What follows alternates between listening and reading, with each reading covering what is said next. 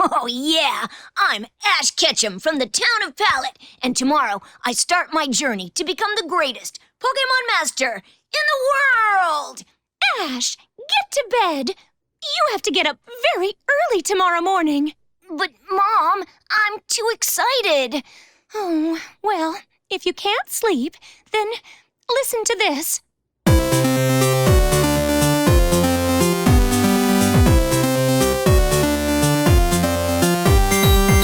Hey, I'm Veronica Taylor. I played the original American voice of Ash Ketchum, Delia, May, and a bunch of other characters on Pokémon in the first 8 seasons of the show. And I'm Veronica's daughter, Rena. I was born at the end of the first season of Pokémon and later voiced Sentret when I was about 4 years old. Thank you so much for joining us on the first episode today of The Trainer's Guide.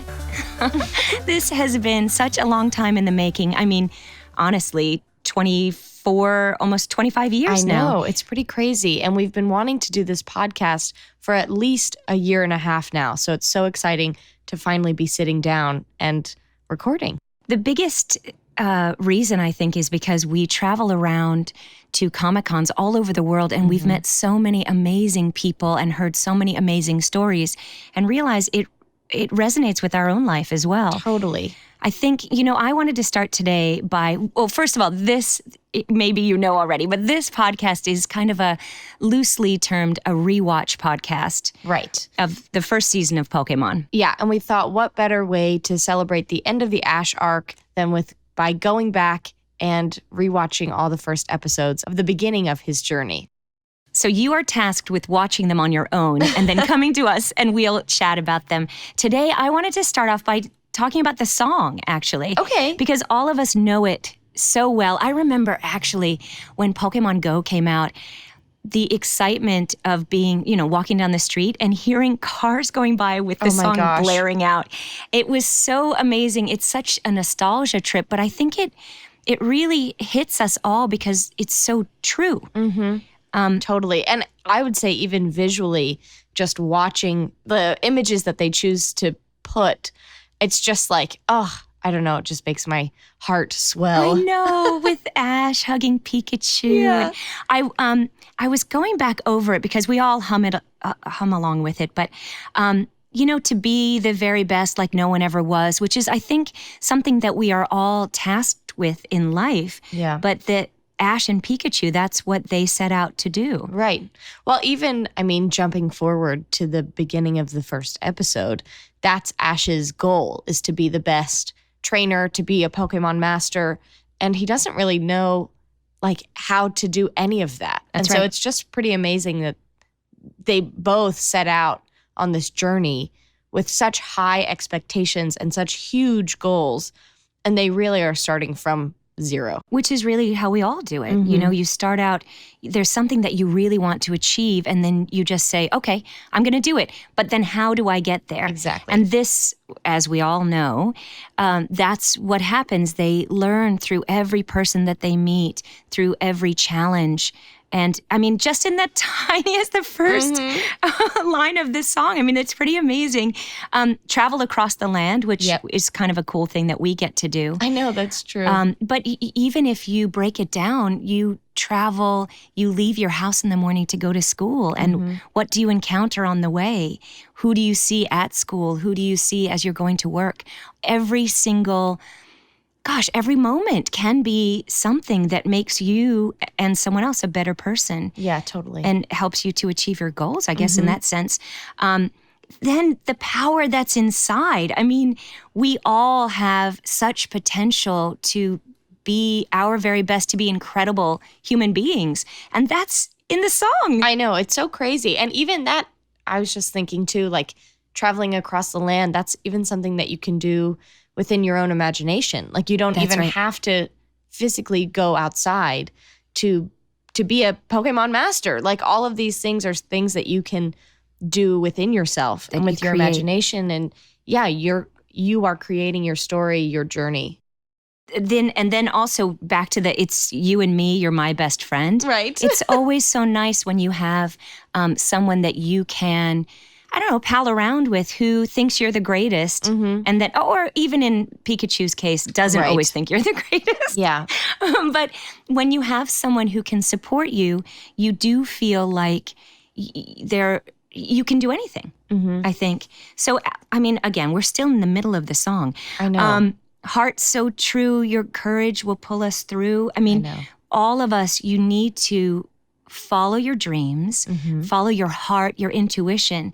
And the courage is something that obviously without it, you couldn't accomplish anything, because sometimes it seems like such a long shot. Right. But your courage is the thing that makes you get out the door or take the test or stand up for somebody or stand up against somebody else who some injustice. Yeah, exactly. Yeah, so exactly. Yeah. And then on to the you teach me and I'll teach you. Pokemon. Yeah. But I mean, you never can get anywhere alone. Right. You're learning constantly. Right. And as you learn, you teach others and they learn too. Yeah. I mean, that's right and there. I guess, I mean, again, I'm kind of jumping forward. So it's a good thing that we're only watching one episode at a time, because otherwise I wouldn't be able to keep any of this straight. But I guess that's kind of what sets Ash and Gary apart right away. Yes. Is because Ash, although he's running late and he doesn't have anything together and he's very chaotic, he always wants to learn, and he's always asking for help and asking questions. And Gary, on the other hand, is just like, yes, I am the best. I'm not going to tell you what Pokemon I got because you were late. And he just is very much more full of himself. Although I will say he does, like, what I didn't remember from watching this episode again is that he's like, oh, Pallet Town, like, I'll make you proud. But it is still about him, not necessarily about, like, about the town. You know what I mean? Right. Like, it's still his thing and he wants to be the best. The hero. But in a different way. Right. Like, Ash wants to be the best, but his quest for greatness is more rooted in, like, knowledge and learning and doing that, where it seems like Gary, he's in it for himself. He knows everything already. Well, I think this is a good moment to just go back over what happens in the first episode, Yes. because there is a lot. Oh my which God, is pretty yes. incredible. When you, okay, so in the very beginning, Ash is watching, which we all do, he's watching a competition and dreaming about being the very best, and he's practicing in his room and getting in his outfit. And then his mom comes in and makes him go to bed. So he does. And he starts dreaming about which Pokemon he wants to choose. Right. And which one is going to be the greatest. And in so doing, he oversleeps. Yeah. Runs to As we all Professor have done. Oak. I know. I love the fact that he's running in his pajamas, and we rarely see him in the whole series without his hat on. Except for when Yeah. he's sleeping and he's so disheveled. His hair sticks out anyway under his hat, but when he This goes is a rare glimpse of the real yes, Ash Ketchum. Ash at home. Ash do. Yeah. He goes running to Professor Oak. Everyone is taken, and he gets stuck with, even Professor Oak is hesitant to say, you get Pikachu. And Pikachu, I would also say, does not want to go with Ash. No. I mean, I wonder, like, what the story is behind that. Like, how did Professor Oak have Pikachu? Because Pikachu isn't one of the starters. So Right. I wonder, like, in that sense, how all of that came to be. I don't know, but maybe we can go into that further as we learn. Yeah. Someone will teach us about that. Yes. The thing there is that I think the lesson also is that we often set our sights on something that we just only want that, and don't realize that what you, quote, get stuck with could turn out to be the very best thing in your whole entire life, and you don't know till later on. Yeah, exactly. So you have to go with it, and Ash does. I think one of my favorite parts of this episode is when he goes outside and his mom is like, it's a little weird. Yeah. And then he's like, weird. And then they're trying to know. catch Pikachu. I love that with the throwing the ball, and she's like, "Oh, you're playing catch already!" Yes. Like, it's just so funny. So sweet. That's so funny. So I actually want to ask you a question. When you watch the show back now, does that take you back to when you were actually in the booth recording? I mean, I know it takes me back because I was literally in the womb. You're in the Pokeball of my stomach. Yes. But do you remember any of that in that sense of like, do you kind of go, oh my gosh, I remember recording that line? I would say no, because Pokemon is one of the shows that I can watch it and forget that I worked on it. Mm-hmm. So other things I do remember, specific moments of going, being in the booth or going there, all of that. But with Pokemon, I'm kind of living it as an audience member. But I do remember in the first episode when he's in the water and he kind of makes that like sound. I do remember going, wait, I can do this, and having some water and doing that. And I would, for the most part, we didn't have a lot of time to goof around. We were moving very fast and working as hard as we could. And there wasn't a lot of time to joke around or, I don't know, just try different things. So the fact that I was allowed to try something and do a different take was pretty exciting. And we also recorded that first episode so many times, so many pickups, changes, tweaks, because when you're working on something that's as big as Pokemon in terms of it coming from another country, there were the people who the episode gets translated and then adapted, and then we get the script. And then if some things don't work with matching the lip flap, or they decide something has changed, then it goes back through the, there's certain things that have to be okayed on the script first with broadcasting. It has to go back to Japan. They have to okay it. Nintendo, all of that stuff had to go through. So we didn't have a lot of leeway to just do whatever we wanted. Right. So with that too, especially the first episode, we worked on so many times that I don't really remember. But I do remember the studio. I remember going there. I remember how excited I was to be working on this project. We knew it was going on TV, but didn't think anything would happen with it. But it was so exciting. About that same time, I found out that I was pregnant with you. I didn't tell anyone because I was afraid that they would fire me. Yeah. Even for animation, just for voice. Yeah, because as women, you just don't know what's going to happen. You don't know if people don't think that you can be there for the job, they'll let you go. So I certainly hid it from people as long as I could, because I didn't want them to say, "Oh, then we can't have you on the show." And this, not to get deep into it, but you don't have a lot of rights all the time. And we were all replaced eventually on the show, and we had no say in that. So there's no recourse. There's nothing that you can do. So anyway, I just didn't tell anyone for a long time. But you certainly were a part of who Ash Ketchum is. Totally. Yeah. I want to go back quickly to the beginning when Ash is in his room and all those shots of all his Pokemon stuff that he has. Right. Like that. He has a Poliwhirl pencil sharpener, I think. Yes, that's right. And he's got like a ton of different things, which I think is so fun. And that giant Snorlax pillow. Yes. Yeah. Which they make now, of course. I know. But I was thinking about what we have at home. And we always like to say we don't have anything Pokemon related, but we actually have a lot. We've got that Pikachu pencil sharpener. No, the Pikachu stapler. Oh, I did get the desk set at one point. It was in some store close to where we lived.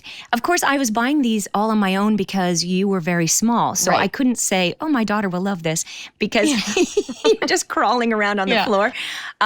Yeah, I did get some Pokemon rings, which I should wear, actually. Yeah, you should. So we have that desk set. We have that and the Poliwhirl backpack. We've got, somebody actually gave us Pikachu slippers, which Amazing. are pretty awesome. And we have that giant Pokeball. We have the giant Pokeball. That we got from work. Yeah. So we have some stuff. But it just reminded me of like all the things, and all of us who are fans of anything, but especially Pokemon, have tons of Pokemon things around, and you just kind of find them, or they're tucked into little nooks and crannies of your house. And I just thought it was so fun to see that Ash, too, in that sense, is a fan. And he loves Pokemon already. But didn't it foreshadow actually how much we all could buy? Oh my because God, that was the first episode, and nobody really knew that much about Pokemon. Yeah, no, in America at least. They were really setting it up with all the things. Yeah. I know. And the video game, they were like, just wait. In 20 years, you'll too be able to have a Snorlax pillow of your own. Now I need one. I know. Same. Oh, I love it. Anyway, I just thought it was so fun. But I love that too. back to the journey. Yes, Ash puts on his dishwashing gloves Oh. and decides to take on Pikachu. And didn't we learn that rubber counteracts electricity? So when you're tiny, you can learn that. Yes. So Pokemon Very does teach you. educational. Yes. So much information. Thank you, Professor And Oak. also to use your clothesline to bring your Pikachu along with you as a leash, on a leash. Yeah, So totally. yeah, so he's dragging Pikachu along. And then, of course, they get attacked because Oh, yeah. Ash wants to try and catch a Pidgey. even though he doesn't know at all what he's doing. Yeah. And And so Pikachu won't help him. So Ash has to get creative with his capturing methods. yeah, and which are also Pokédex so funny. is instructing him. Yeah. So even in this first episode, we learn about the battles that you will encounter, the stuff you can buy, Mm-hmm. how to catch and train Pokemon, and how not to. Right. And then That you have to use a Pokemon to catch more Pokemon. that's right. And when your Pokemon, like Pikachu, is laughing at you up in a tree, oh my God. you're yeah. kind of on your own. Or your Pokédex is being sassy. I know. That's It was right. really talking back. I don't remember it being like that in later episodes, but it was very sassy in this one, Right. which I think is funny.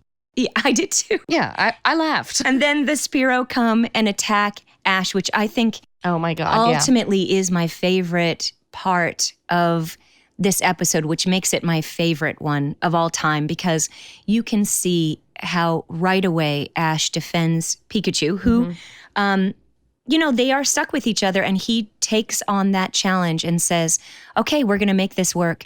And he defends practically with his life Yeah. his Pikachu. My gosh, I know. We meet Misty. She's fishing. Yes. They And her bike. yes, and he says, "I'm going to borrow this. I'm going to borrow this," and then he takes off. I know. I'll give it back to you someday. And he goes pedaling off. But he did it in earnest. I don't think, we all, Yes. the whole thing with Ash and Misty and the bike, he certainly didn't do it to spite her. He was trying to save Right. Pikachu's life and kind And of his when own. you see a flock of Spearow coming at you who were just attacking you, I mean, I would say under the pressure, I probably too would have stolen the bike. But it is Borrowed. pretty funny. Borrowed. Okay, borrowed the bike. But it is pretty funny. And I didn't realize how fried it got. I know. I didn't either. I didn't realize that it actually got ruined It's in this beyond first repair. episode. Yeah. So when she keeps asking for her bike, he should have just said, "I'll buy you a new one, but we don't have money here." I know. And so that whole I don't know thing, what I'm gonna do. it's a little tricky in the Pokemon world. yeah. But And then yeah, it is pretty amazing the trust that Ash and Pikachu kind of gain that bond. right away. Yeah. Mhm. And I think that's one of the things that keeps us going with this show, Right. that we are Ash Ketchum. Mhm. We are able to hop on a bike, to get a Pokemon, to start really figuring out how to live life with very little information. He could have probably asked his mom, but Yeah. off he goes. And all of us are quite headstrong, I think, Mhm. anyway. But to realize that you need a partner, you need to learn Yeah. some of the rules and how to play this game. Yeah, totally. Another favorite part of mine is when they've Pikachu and Ash have successfully gotten rid of the Spearow, and they have been kind of conked out there on the ground, and both are opening their eyes. And Ash just says, "We did it." I wish he said, "We did it, buddy." Right. Because even though later in the show he's always like, "Hey, buddy, come on," I know. But there they both are, and little Pikachu just says, "Pika." I know. And the little lick that it gives him Oh later. my gosh, it's adorable. And every one of us who has had any pet can relate Yeah. to that. Yeah. It's all so real, and it's just a cartoon. I mean, I think we all have found that. That's why we've watched it for so long. I know. It's It's pretty amazing. I will say something interesting watching this episode is the difference between Pokemon and Pokemon. right. So in the beginning, we were saying, I'll be a Pokemon master. Pokemon. but we had to go back I and also love- re-record. I choose you. Yeah. I love that. I choose you. Yeah, no, my That makes Ash me voice laugh. has was allowed to transition a bit. Right. Was a little more, a little more stuffy and and then he was able to kind of come along to here later and have more highs and lows. You know what I mean? And same thing with Ash's mom, for sure. She was a sounded little more normal, and then she got so crazy. Yeah. Hi. But she's, when she's alone and gardening, and she has no one really to talk to because Mr. Mime doesn't speak, she's crazier. And Professor Oak stops by. And she probably has to be more like, I don't know if flamboyant is the best word, but she probably has to be more high energy to kind of relate to Mr. Mime. Because I bet, he probably can hear. He just doesn't speak.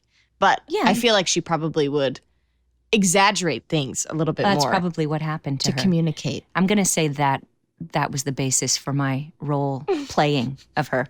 But I don't know. She didn't have a lot of scenes, but the ones she was in, high impact. Well, that's the thing, too. She needs to stand out. Because she only has so much screen time. That's right. So she's got to make an impact. Well, now that Ash is home, maybe the two of them will have a spin-off series. Oh my God. Like a cooking series or something. Totally. And then he can finally learn to cook. Because they never cooked. Only Brock cooked on the road. Yeah, I know. What is he going to do? I guess he would just go home now. We are only talking about the beginning. I know. We shouldn't get to the end. Seriously. But anyway, I guess the whole point is that Pokemon has always just sparked imagination and really led us to think about things, theories of Ash, who he is, what he's going to do now, everything like this. And you have such a connection to the characters right away. Right away. That's a great testament, I think, to the writing, to the acting. And the animation. Literally everything. You just you feel immediately connected. Even to Misty, who you only meet for like 2 seconds. Mm-hmm. But you can already tell she's so caring. She cares about Pokemon. And so smart. So smart. Like, and is doing things on her own because she can fish. So she's quite handy. But, even that, you already have this connection with her. And in the first episode, you don't even know if you'll ever see her again. That's right. But it's pretty amazing what, this really sets the scene. I know. I remember auditioning for the show, and we just saw a tiny clip, and we had to get our voices as close as we could to the Japanese actors who created the roles. And even in that tiny clip, just the imagination was just the animation was so fun and bright, and the primary colors to it. I loved it right away. And in rewatching it to prep for this, I still love it. I just love who these characters are. I love who Ash is and how committed and courageous he is. And I will say I've learned so much from him over the years, and so much from hearing people's stories about what he and this great adventure has meant to them. So I'm looking forward to getting into the next episodes. Oh my gosh, I know. I can't wait. What's going to happen? We end off with Ash carrying Pikachu in his arms. Yes. And they're going off into the town to find the Pokemon Center. That's to right. heal Pikachu. And then they see the rainbow and Ho-Oh, which the Pokédex doesn't know what kind of Pokemon it is. I know. And it leads us to understand that there's so much ahead of us that we don't understand, that we still don't know, that we are all on this journey together to discover it. Right. And I think, wow, I'll take the challenge. Yeah, I know. I'm in. It's very exciting. And okay, so the narrator then says, this is just the beginning of the amazing adventures of Ash and Pikachu, which, I'm in again.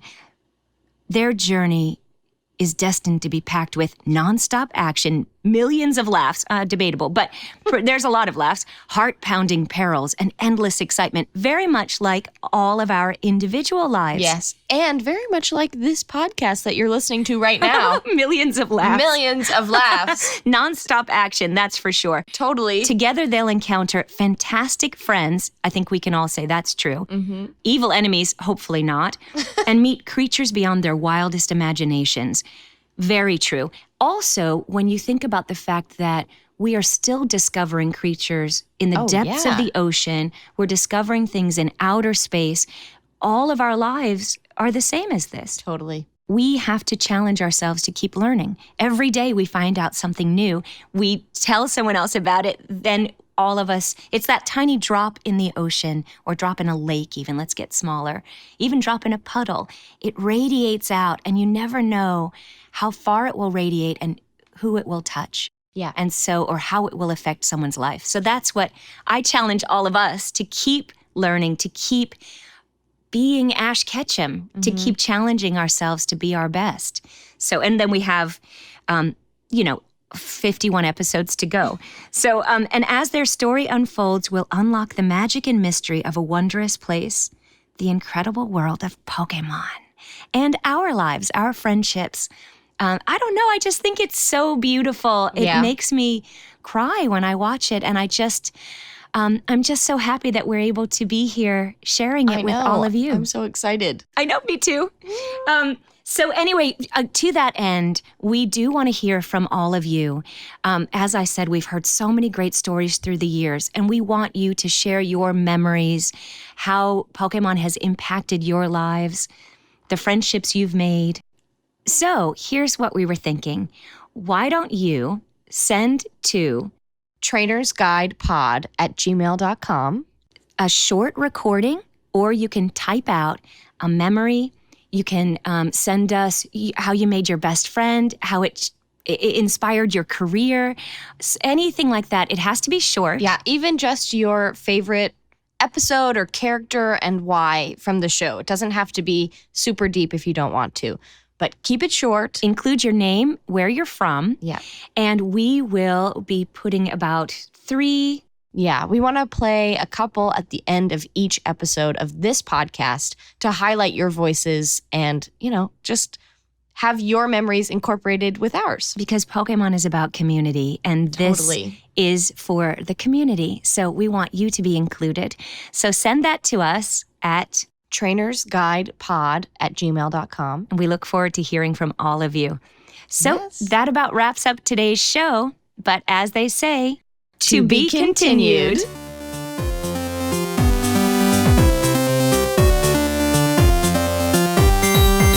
We hope that you continue to join us on this journey that is the Trainer's Guide. As you know, you can find us on Apple Podcasts, Spotify, or wherever you get your podcasts. Wherever you're listening now.